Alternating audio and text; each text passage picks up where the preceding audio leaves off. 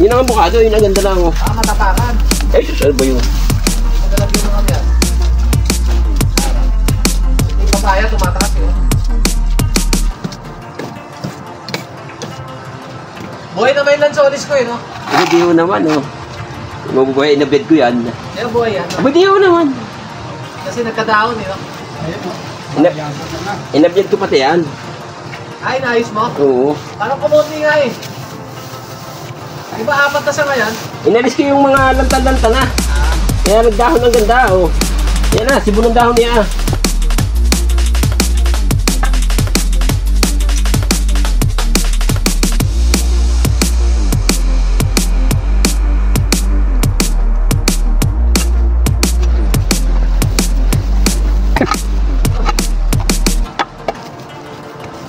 Ulang linggo ay hindi pala bata pala.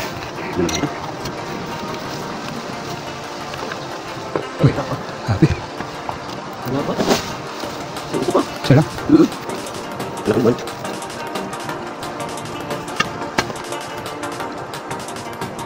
Ilalim. Nako.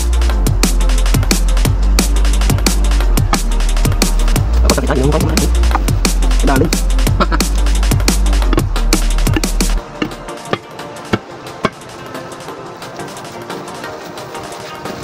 Ini naman ito. Wala rin ang pagkakabaw ng... Bumili ka eh. Bumili ka Yan. Ayan. Hindi naman. Ano pala? Isa na. Hindi naman yun ha. Nasa ito naman. Hindi natin ganda naman.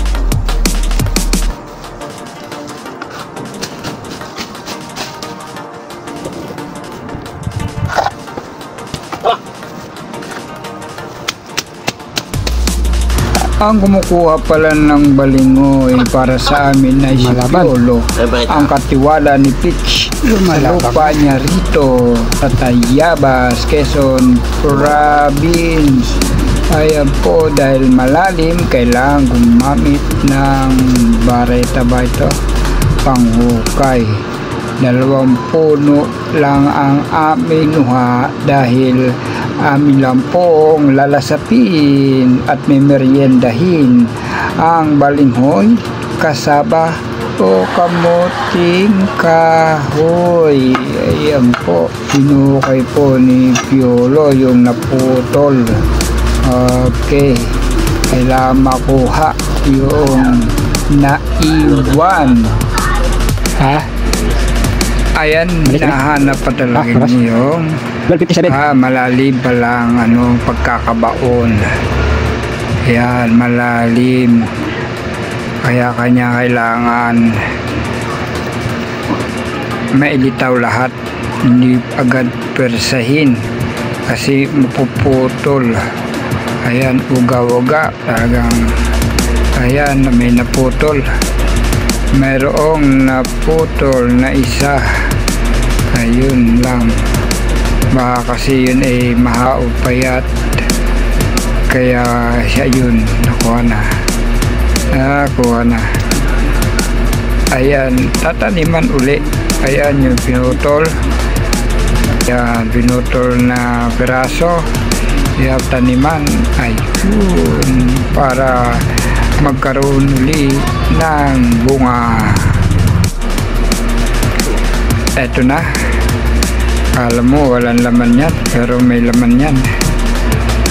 Alam mo walang laman, pero may laman yan. Ayan, naipon ko na. Ayan na, oh. Akala mo walang laman, pero may laman. Okay, sa alright. Ayan na. Ayan na, ayan na, ayan na. Inipon na, hugasan na. Hugasan na. Ayan, marami din yan. At eto na nga, ano pa ang dapat gawin dito kundi akin ang babalatan at hahatitiin para magkasya sa kaserola. Okay guys, ganito. Huwag natin masyadong laksan, baka dumiretso sa pelanggan ay sigurado sira. Ayan, ganyan lang yan. Para sanay na sanay ang tagalunsod. na sanay mamuhay sa lalawigan. Ayan, eto na nga. Makakatikim uli kami ng balinghoy. Tama ba ang akol? Okay, sige, di na yan. Basta't maayos ang pagkakabiyak kay putol o pagkakabalat. Okay, linisin natin. Tanggalin natin ng maputik sa pinagputulan. Ayan, maganda pong balatan ng balinghoy kapag bagong kuha. Medyo mababalatan mo siya ng tuloy-tuloy. Ayan. Okay guys, maya ay lilinisin natin. Pagkatapos sasalang ay hugasan, tapos lalagyan ng tubig kasirola, isalang na sa apoy. Pagkatapos salang na apoy, ano ba ang sunod? Hindi, tikman at lasahan ang bagong kuhang balinghoy, mga kaibigan.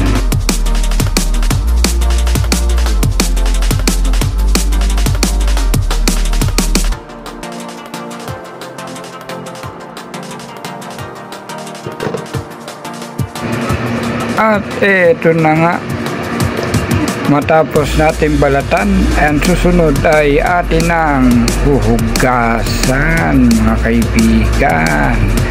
Ayan, kailangan maalis ang mga nakadikit mga putik-putik dito sa balinghoy. Ang ganda ng pagkakulay ng balinghoy, puti-puti, ang kinis-kinis ng balinghoy pagkabagong kuha.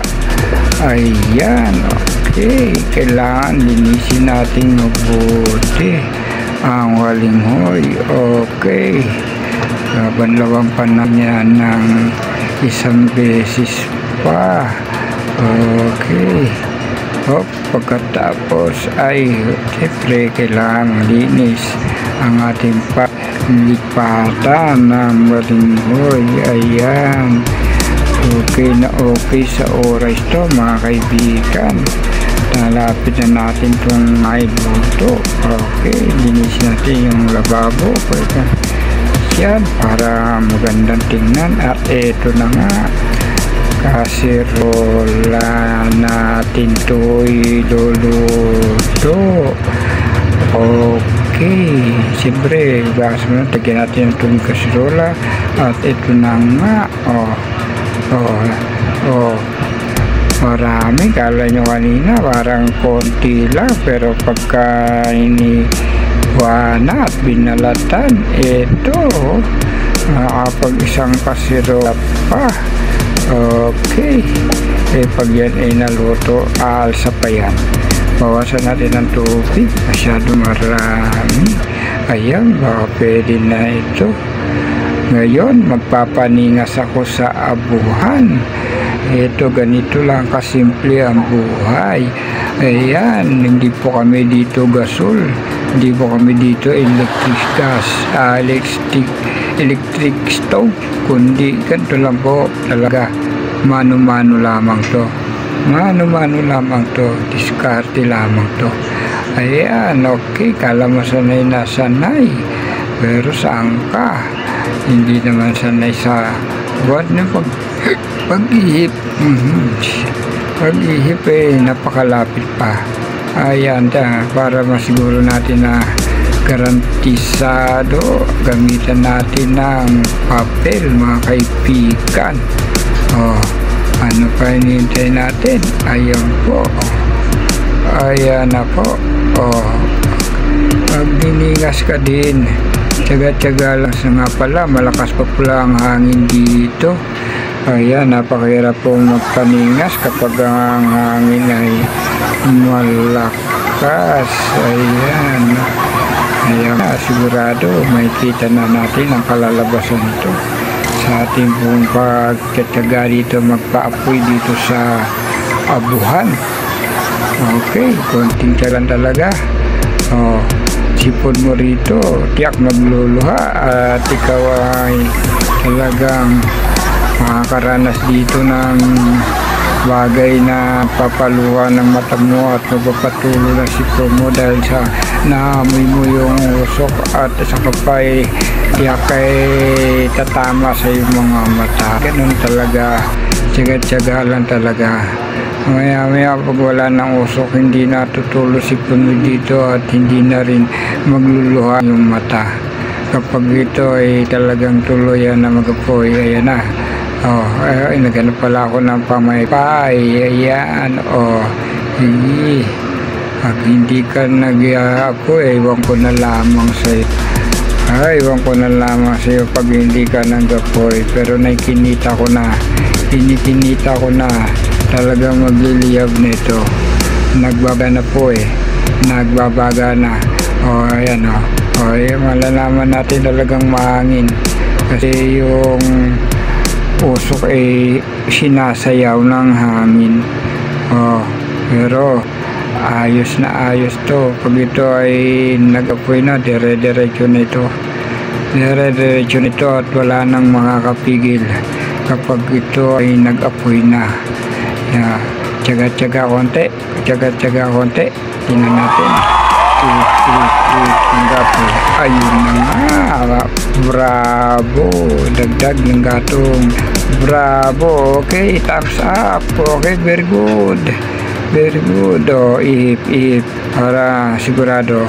Uy, parang nawala nga po Nawala. Nilagyan ko lang ng gatong. Nawala yung apoy. Ayun.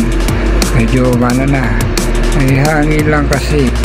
Humahangin lang kasi. Ayusin ang sinalpak nating gatong. Ayun ang nakapagpigil sa pag dire-diretso na. Sige, ayun na. Okay, ano pa? Ayan na. Ayun na. Okay, kasi nga lang talagang malakas ang hangin. Ang hangin nagpapatay ng apoy ko Nakakainis ang hangin nakakabala sa pagluluto. Ayun na nga. Okay na. Very good na. Tingnan natin. Lipas ang ilang sandali. Kumukulo na. Bigan. Okay. Bumuka na. Panigurado na yan. Maya lang. Pwede nang hanguin yan. Makakain na naman kami ng sariwang palingot. Pwede na siguro ito. Ayan na nga. Bumuka na ng gusto. Panigurado. Tikim mo. Init tikim. Wow, linamnam nga. Masarap na masarap. Kasaba, balingoy, kamuting hoy ang aming memeriendahin. Okay, very good. Okay na okay sa alright mga kaibigan. Okay na okay sa alright to. Pwede natin tikim ulit. Parang nasarapan. Tikim ulit. Okay, malinamnam. At eto na nga mga kaibigan. Inabot na kami dito ng tatakip silim.